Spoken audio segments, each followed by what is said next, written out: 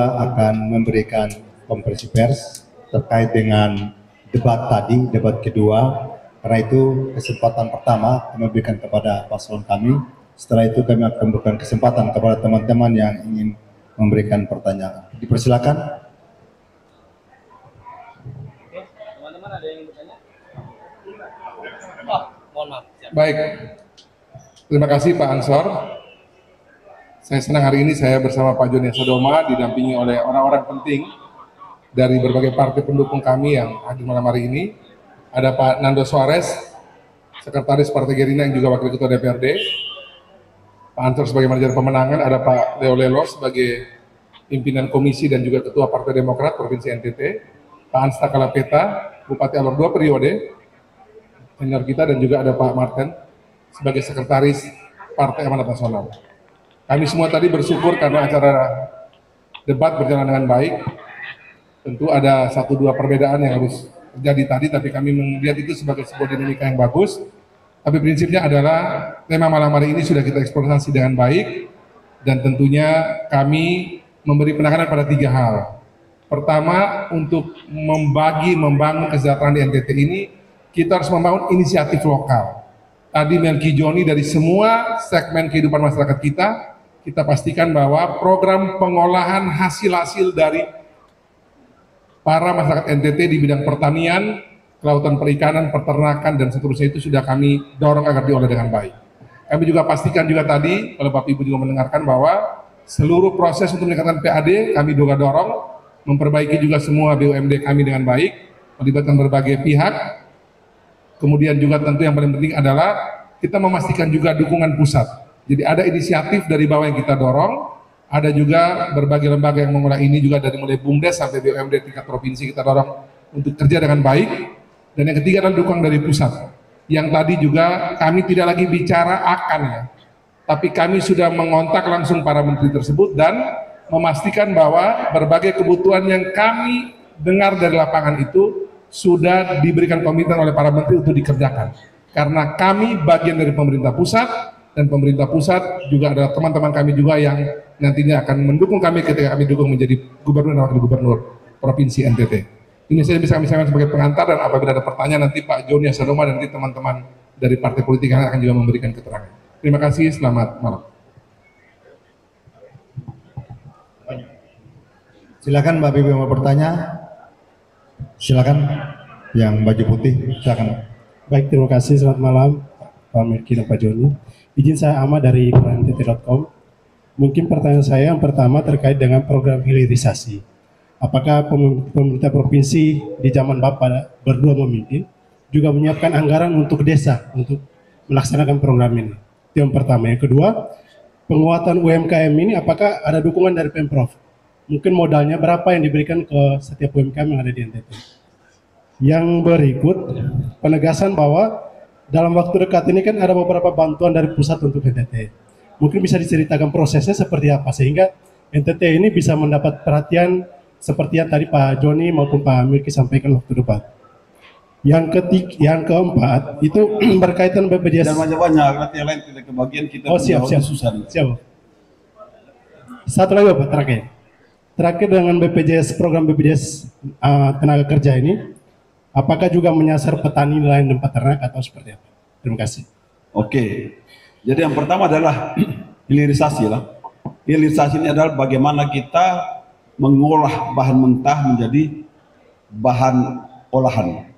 Memang ini perlu dana, perlu modal. Karena itu yang saya sampaikan tadi pada saat debat bahwa kami akan membuka investasi seluas-luasnya, mengundang investor untuk masuk sehingga bisa berinvestasi di bidang pertanian, peternakan, perikanan, dan perkebunan.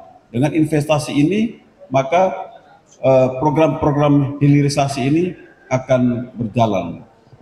Dengan berjalannya program hilirisasi, maka nilai tambah dari suatu produk akan berlipat ganda, membuka lapangan kerja, membuat perekonomian kita akan semakin sehat. Karena itulah ya, investasi salah satu kata kunci di dalam hilirisasi ini. Yang kedua adalah masalah UMKM ya. Kami mempunyai program pemberdayaan mama-mama dan Gen Z. Ya. Bagaimana caranya? Yang pertama adalah kita akan memberikan modal berupa pinjaman lunak. Ya. Sekali lagi kita akan memberikan modal berupa pinjaman lunak melalui semua sistem pembiayaan, baik melalui bank, baik melalui koperasi, ataupun lembaga-lembaga penjamin simpanan lainnya. Masyarakat yang mau berusaha, berwirausaha, ibu-ibu mungkin mau buka catering, ibu-ibu mau buka salon, ibu-ibu kelompok-kelompok tenun, kelompok-kelompok petani, ya ini kami akan membuat program pinjaman dengan bunga lunak dan juga dengan waktu yang fleksibel.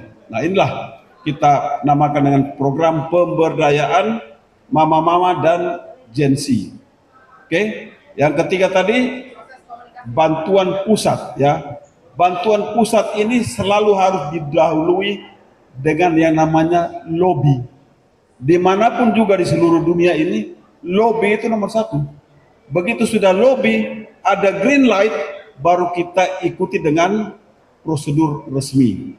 Dan kami sudah melakukan lobby-lobby itu dengan 7 menteri, ya, 7 menteri, dan semua sudah memberikan green light, sudah memberikan komitmen bahwa mereka akan mendukung, mendukung program-program kami dan mendukung anggaran untuk pembangunan di Nusa Tenggara Timur. Jadi, seperti saya sampaikan tadi, belum dilantik menjadi gubernur, kami sudah bekerja, kami sudah melakukan langkah-langkah proaktif ya untuk menggunakan salah satu potensi kami ya. Salah satu unggulan kami ini adalah mempunyai akses ke pusat. Nah, itu kami gunakan. Jadi bukan hanya omon-omon bahwa kami punya akses ke pusat, kami punya koneksi ke pusat, kami punya jaringan ke pusat, tapi kami sudah melakukan lobby-lobby kepada pusat, dan pusat khususnya 7 menteri tersebut sudah memberikan komitmen. Demikian. Baik, terima kasih. Saya melengkapi yang sudah Pak Joni sampaikan terkait dengan BPJS Ketenagakerjaan tadi. Sudah kami sampaikan di berbagai tempat bahwa kami menyiapkan untuk 100.000 orang pekerja, baik yang bekerja di sektor pertanian, kelautan perikanan, dan juga di berbagai sektor yang lain, para pekerja disabilitas, mereka-mereka yang memang rentan untuk kemudian kita bantu dan memang punya keterbatasan membayar iuran. Kami siapkan untuk 100.000 orang pekerja ini, dan itu akan kita alokasikan kira-kira kurang lebih 20 miliar rupiah, dan kami sudah bicara dengan 36 anggota DPRD Provinsi NTT dari Koalisi Mergi Joni sudah setuju untuk kita kerjakan. Yang kedua terkait dengan soal sinyal ini. Kemarin Ibu Mutia Hafid sudah turun ke NTT dan sudah menyepakati ada sekitar 15 akan dibangun untuk beberapa spot yang memang selama ini blank spot, dan dari awalnya 10 di lobby kemudian menjadi 15, dan ini cuma menjadi langkah awal untuk daratan timur, nanti akan masuk juga ke Sumba, Flores, dan semua kabupaten-kabupaten kepulauan lain untuk kita bisa bantu untuk urusan sinyal.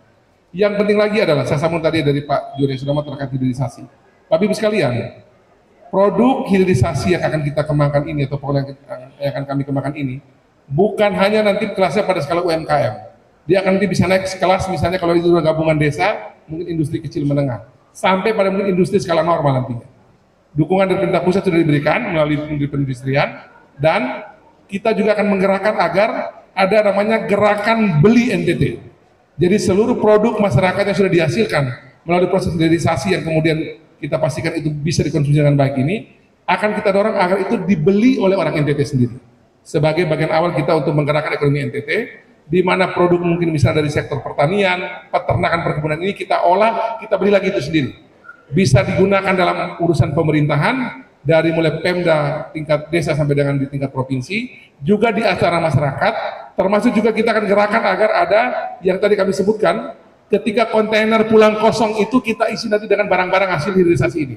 Untuk kita dorong dia nanti ke Surabaya, teman-teman diaspora di Surabaya nanti dan dibagi di berbagai daerah, mereka juga bisa menjadi bagian dari pemasar produk-produk hasil hilirisasi yang sudah kita kemarin. Termasuk untuk ekspor nantinya, yang sudah memenuhi standar ekspor, bisa masuk di Timor Leste, New Zealand, Australia, dan berbagai negara lain yang bisa kita kerjasamakan. Jadi produk hilirisasi ini dikonsumsi di dalam NTT sendiri, kemudian kita kirim melalui teman-teman diaspora, dan juga kita ekspor ke luar negeri yang sudah punya standar internasional. Terkait dengan tadi juga saya dengar pertanyaan di dalam tadi untuk urusan dengan bendungan ini sampai ke masyarakat. Saya senang sekali kemarin saya dapat kabar dari Pak Nando Suarez bahwa ada pesan khusus dari Jakarta yang kebetulan Pak Nando pernah di sana. Mungkin Pak Nando bisa sampaikan pesan dari teman-teman Jakarta untuk urusan ini. Baik, terima kasih. Terkait dengan bendungan, beberapa bendungan yang sudah dibangun oleh Bapak Jokowi di NTT, ke depan melalui Kementerian Pertanian dan Kementerian PU, bendungan yang sudah dibangun itu akan ditingkatkan, dilanjutkan dengan pembangunan irigasi primer, sekunder, tersier, dan kuarter, sehingga air yang sudah ditampung di bendungan bisa sampai ke lahan-lahan pertanian milik masyarakat NTT. Itu menjadi perhatian dan dititipkan kepada Melki Joni untuk menjaga program tersebut.